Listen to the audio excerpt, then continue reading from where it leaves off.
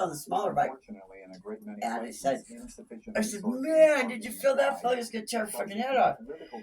I said, what would you do for riding it? You noticed it. My head's off. You know, and he said the funniest shit. He goes, this is what I do. He read that shirt. If you can read the shirt, the bitch fell off.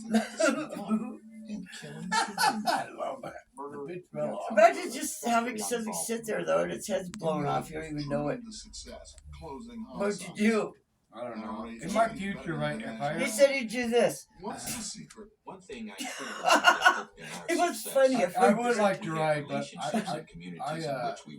I ever do buy another bike, I want to buy a trike. I want to buy a Spider, something like that. Yeah. Became a law enforcement analyst for NBC News. My uncle said the trike is safer than the Harley. I mean, you still have a Harley trike, but it can puck up too.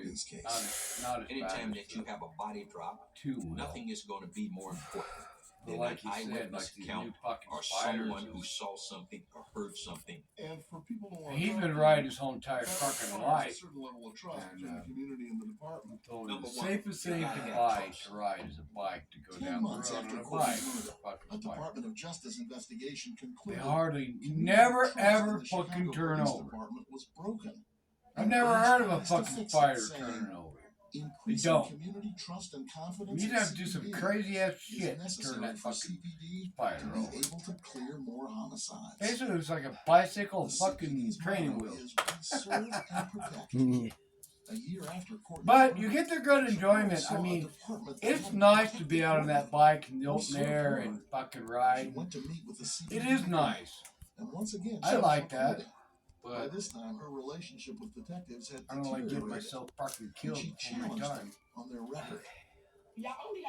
So if I had the money, I would buy a Spider. In the city of Chicago, people And I would ride that. The police department. So, honey, what are you going to do? Are you going to take a nap or what? Because we have like 45 minutes. Said his We got detectives just had once been there. working Courtney's case hard. Somebody knows what happened here, and they're not coming forward. I mean, we get spit on, we get kicked at, we get punched. You know, people refer to us as pigs. You know, all this sort of. And 45 minutes, not and much. you know, time we're looking now. for help from the No. community to help Can lay your down son, a who's a little. good kid. Well, And if that's nobody what you wants to come forward. think you need To to do, do that now. now sounds like an Please. excuse. So What you about get a the little potential bit of time. witnesses who've called 911 You don't that think you night? need to? Want me to And make when you an we last spoke espresso? with Courtney's Got girlfriend, already keep Homer, my eyes open. she told Tired. us Been up detectives still haven't spoken with since her. they did the bare minimum. They go lay down for a little The bit. bare minimum is what Chicago Police Department did in my son's case. The Chicago Police Department declined to discuss What are you gonna do? We're gonna go there and barbecue? Yeah, hamburgers. If you wish, I'm sure they'll be happy with that. Told me I'm the barbecuer. Okay, then why are you asking me? Officers had done nothing wrong. In a 2020 email, the department said all cases are investigated thoroughly, which is pretty much what they said to Chaparral in that first meeting with detectives. The CPD also said their murder clearance rates were improving, but did not address the racial disparity we asked about. They did tell Kinda us nice about a we took reorganization something over involving there. new homicide We already got our cases list. We led know what by we're getting. units and better technology. And they pointed to an investment in neighborhood policing that Chicago's police I know. superintendent David Brown announced. We're bringing something. Salad or She asked something. us to bring something, and so that's what we're going to bring. Commitment of That's what I just said. resources Said that and first time. leadership to building trust in Chicago PD's history.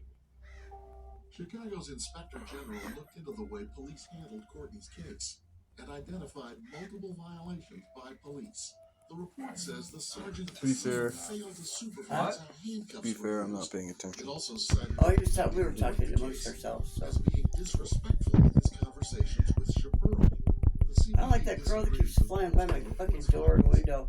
But did acknowledge Landing Oh. and crowing. I hate I crows. haven't seen it, but I've heard it. I hate crows. Don't mind it. It's my like pet basically. Is it your spiritual guide or whatever they? I mean, he was so handsome. Yeah. Alexis is a hawk. Yes, yes. That's awesome. Suddenly, you became a True Crime podcast. Yeah, it follows me everywhere. Mine is a bear, believe it or not. Podcast about her son's case called Well, that's kind of appropriate. I'm a bit of a mother bear. I can see it. I love that. You wanted to tell the story of Yeah. It's pretty cool.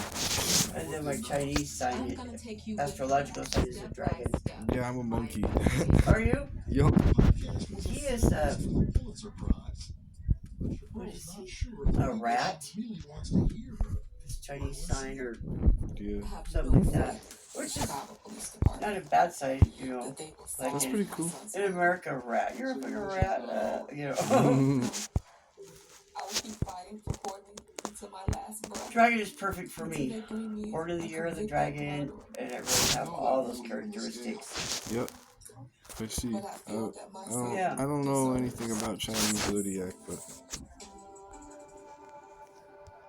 But you could imagine me being a bit of a dragon.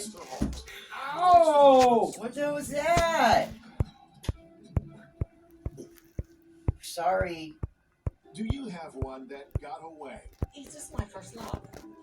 The guy who disappears. Except in her case, he really disappeared. He's gonna call me in a couple days.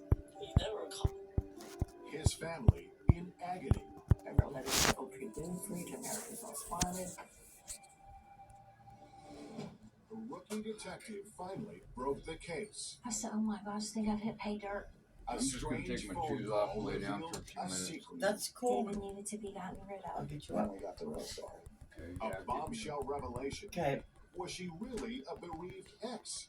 Oh, it's like Or just maybe a black widow? Barbara Britton is in the middle. Buried secrets. Nothing funny about the funny bone, is there? thing that happens among the bogs and marshes, the soft soil here in coastal Florida. Things have a way of coming up, things buried in the ground in the past. Oh. It was July 2003. Beach is quiet, snowbirds back up north. So no one noticed at first what was starting, inland a little, in a town called Pembroke Pines, where Donna Velasquez, just 3 months a detective, a rookie really, had just been assigned to a brand new cold case unit. The sergeant came into the office and dropped a box of papers right on my desk and said, here, see what you can do with this. And I began to wonder, is this a test to see, can she really do this? Though the case was a challenge was understatement. And now all but forgotten mystery, the disappearance 15 years earlier of a young man named David Jackson. And the file offered no hints, no pointers, nothing really, beyond the basic bio. To unearth the truth, even the rookie cop knew she'd have to learn about the victim. And so she began with something easy. She found David Jackson's mother, Judy Carlson. Found Judy's son, actually, who called his mom. And he said, are you sitting? I said, yes. He says, give me David's case. The detective and the mother talked about David for hours. Wasn't a problem for Judy. She loves talking about her boy, even now, to us. David was my first child.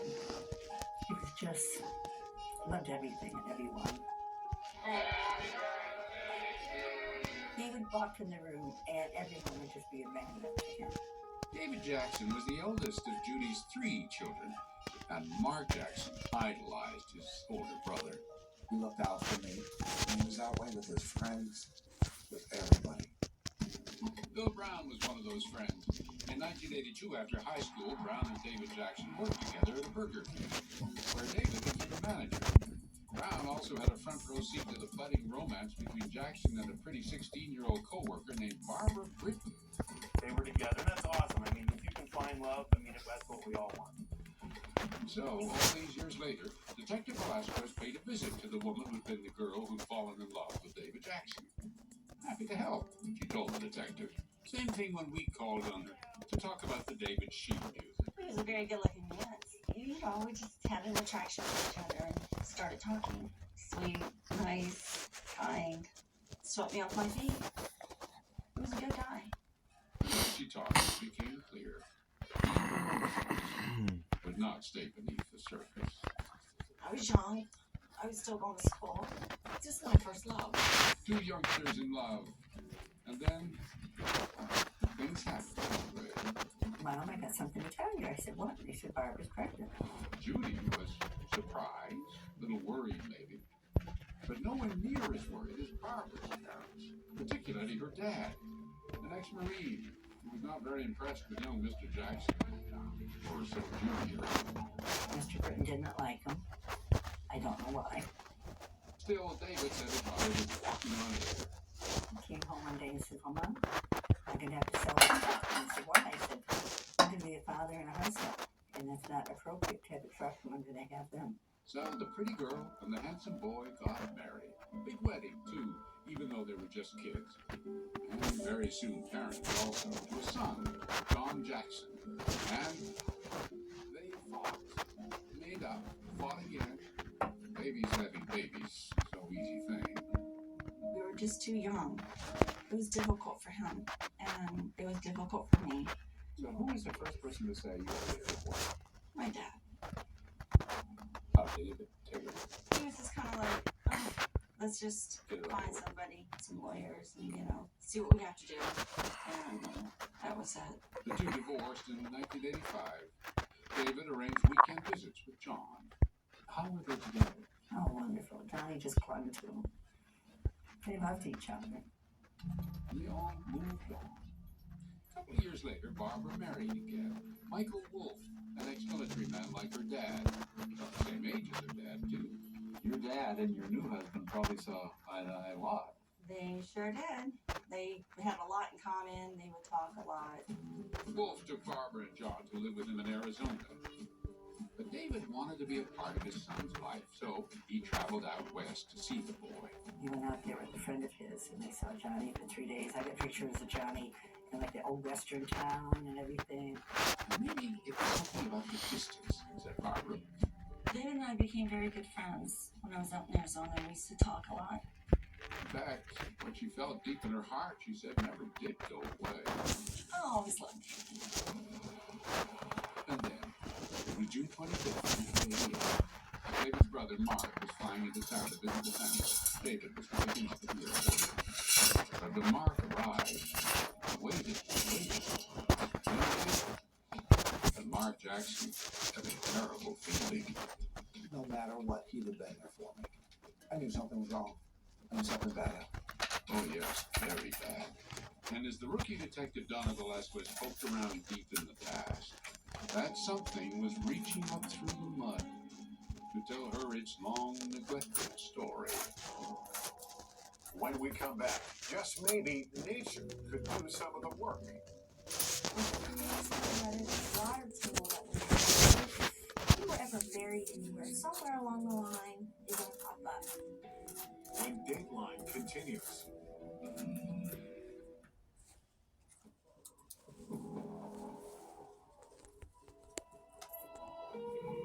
It was June 25th, 1988, Fort Lauderdale, the day the mystery began, when a young man named David Jackson failed to meet his brother Mark at the airport. There was a gut feeling something was wrong, and I knew it. 15 years later, Detective Donna Velasquez relived that puzzling time. David's ex-wife Barbara, by then remarried and living in Arizona, as she told Detective Velasquez, got a call from David's worried mother. Barbara said she wasn't worried. Not then. I thought, well, okay. He was with one of his girlfriends, and she was like, no, we're doing a missing person report. And I said, no, he's going to call me in a couple days. I know he is. He's going to call me in a couple days. And he never called. He never called. One day turned into the next. Police, family, everybody tried to find him. Started looking, searching. Through canals, swam in through pipes, near little bridges on little dirt roads, anywhere. You see a car that looks like his go by, you do a U-turn and chase it. How long did that go on? That went on until they found his car. Which, more than 3 months later, turned out to be at the airport. So, did he just take off? His close friend didn't think so. Maybe he got on a plane and maybe he wanted to do something different. And And I was like, no, you wouldn't do that. For one thing, David had been preparing for the arrival in 2 weeks of his 5-year-old son, John. This was a big one, a month-long summer visit. He was preparing for this visit. Oh, yeah, for Johnny, yeah. Wanted everything perfect. And right in the middle of preparations, he vanished. Didn't make sense. But the days turned into weeks, months, years. Not a sign of David. The police went on to newer cases, but his mother never let up. Phoning, nagging, writing. She knew David was out there, somewhere. I wrote letters to Oprah Winfrey, I wrote to America's Most Wanted, and then I thought, okay, maybe I can have the semis put a picture of him in the back of the semi. So I got a list of all the big trucking companies and did all the letters. But it took me a long time to finish any letter about him. So I didn't want to put anything like I thought it was. It was, she said, a horrible limbo. Little piece of her still hoping for good news. Part of her morning alone.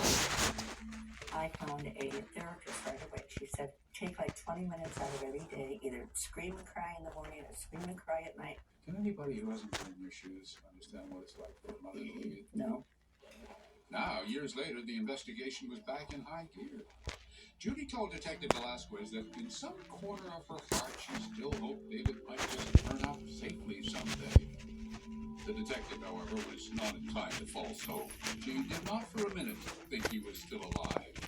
Had he died accidentally, surely a sign of him would have appeared.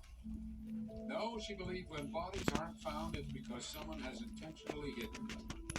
But David Jackson might show up, just not alive. And my wheels started turning, and I started thinking, we live in Florida. With the crazy weather that we have and the water table that we have, if he were ever buried anywhere, somewhere along the line, they're going to pop up. Maybe, the detective thought, remains had popped up. After all, it had been a decade and a half since he disappeared. And so she Googled unidentified remains. It led her down an endless internet trail. And it's probably going on 10, 11 o'clock, and I'm sure my husband's saying, well, where the heck is that old girl? One site after another, dead ends. Until she got to one created by a Florida medical examiner. Promising, but exhausting. I'm there typing away and typing, and it pops up about 100 matches. But she was determined. She finally whittled it down to a possible 3. One of them really stands out for me. It says white male, and it says over 6 foot. David's a tall guy. He's a white male. Possibly. Those particular bones, just a few partial skeleton, turned up during construction of a Walmart parking lot, not far from the place where David lived. Surfaced just a year after David died. Had been gathering dust in storage for 15 years. The detective went to see a forensic anthropologist. But when the doctor measured the bones, She comes out and she says, no. She says, it's looking like he's only about 5'9". still, Velasquez had a hunch that she had finally found David Jackson. And she wasn't the sort of person to give up on a hunch. And I said, can we please do this one more time? She comes back and she goes, honey, she says, I was wrong the first time. She says, this person is anywhere between 5'9" and 6'1". I said, oh my gosh, I think I've hit pay dirt. Got DNA from David's mother. Waited for a lab to compare the samples. And 10 days later, Detective Velasquez called the testing facility. She comes to the phone and she says, well, I sure hope you're sitting down. I said, why? You got a 100% match. Oh my gosh. I said, what? Because I'm not believing what I'm hearing. 15 years after he disappeared, David Jackson had finally been found. The question now was, what happened to him? How did he end up here? Coming up, a strange coincidence. It's an eerie feeling, that he was in that area that I didn't even know about. When Dateline continues. This is the moment that designers cherish. The moment designers love. It's the moment we bring our clients into the finished product for the very first time. The moment we show them how all of the elements have come together to create the home of their dreams.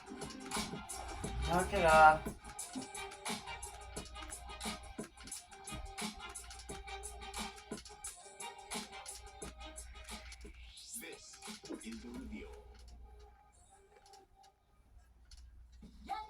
to laugh like you've never laughed before. Welcome to the ultimate destination for non-stop hilarity. From dumb dads to vintage videos. Hi, I'm Jalil White.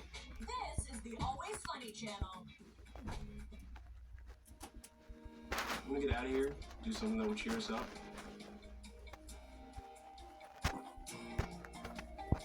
All I have tried to do is whatever it Stop. takes to just get us back to our lives. Stop it. I care about you. I admire you. And I'm falling in love with you.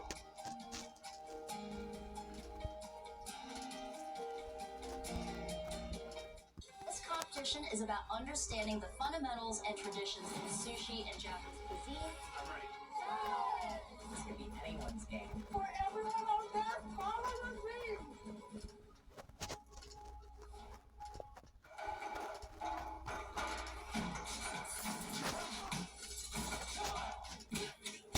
What did you just say?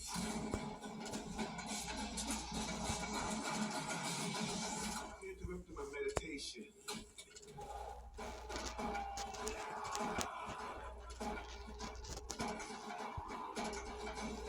That was personal.